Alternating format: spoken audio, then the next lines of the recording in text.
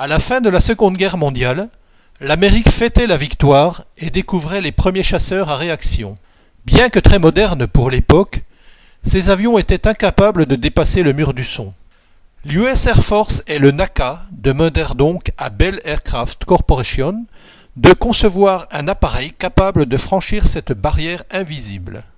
Les ingénieurs proposèrent le XS-1. Son fuselage était inspiré de la balle de 12-7 Browning qui avait l'avantage de rester stable à vitesse supersonique. Le moteur fusée de l'engin utilisait de l'oxygène liquide comme comburant et un mélange eau-éthanol comme carburant. En raison de sa faible autonomie, le XS-1 devait être largué à 6000 mètres par un B-29 spécialement aménagé. Le 25 janvier 1946, il fut donc hissé sous le bombardier pour réaliser un simple vol plané.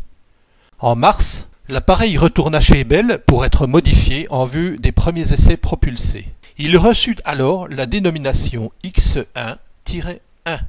Il fallut attendre le 14 octobre 1947 pour que le capitaine Charles Yeager parvienne à passer le mur du son à bord du X-1-2 baptisé Glamorous Glennis. Grâce aux données recueillies, Bell créa le X-1A. Le 12 décembre 1953, Yeager le fit monter à 22 770 mètres et vola à Mach 2,44.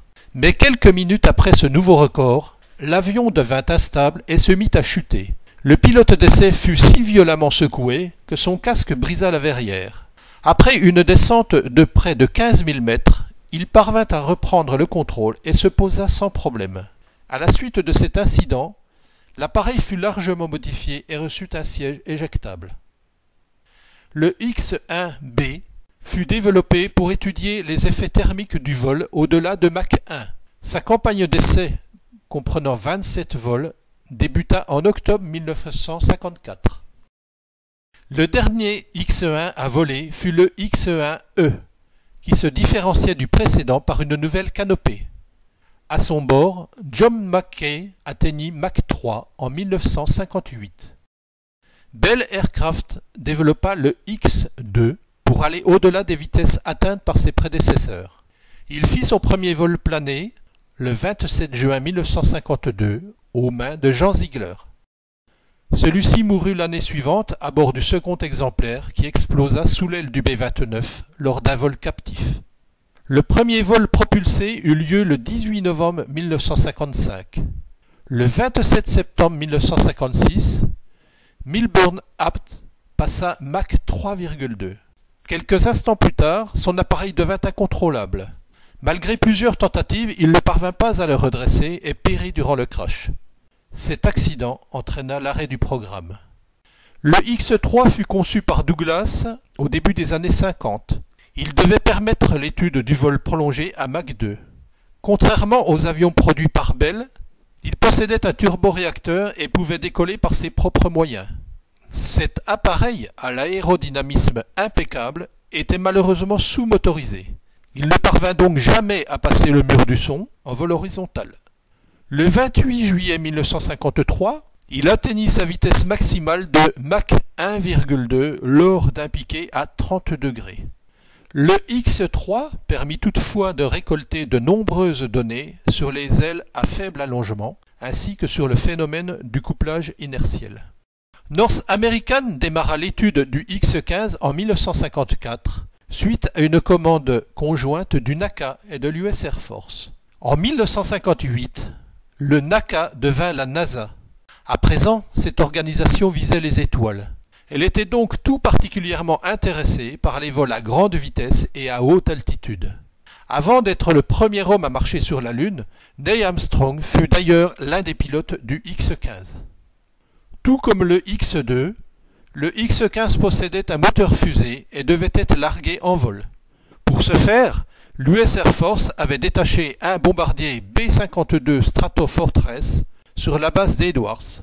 Le premier vol propulsé de l'avion dans sa configuration définitive eut lieu le 15 novembre 1960. 2 ans plus tard, on allongea son fuselage, On lui ajouta 2 réservoirs externes et une couche d'isolant supplémentaire qui avait la particularité de se désagréger pendant le vol. Le 17 juillet 1962, Robert White fit monter son X-15 à 95 900 mètres. Il remporta ainsi le record mondial d'altitude. Le 22 août 1963, l'appareil de Joseph Walker vola à 107 800 mètres.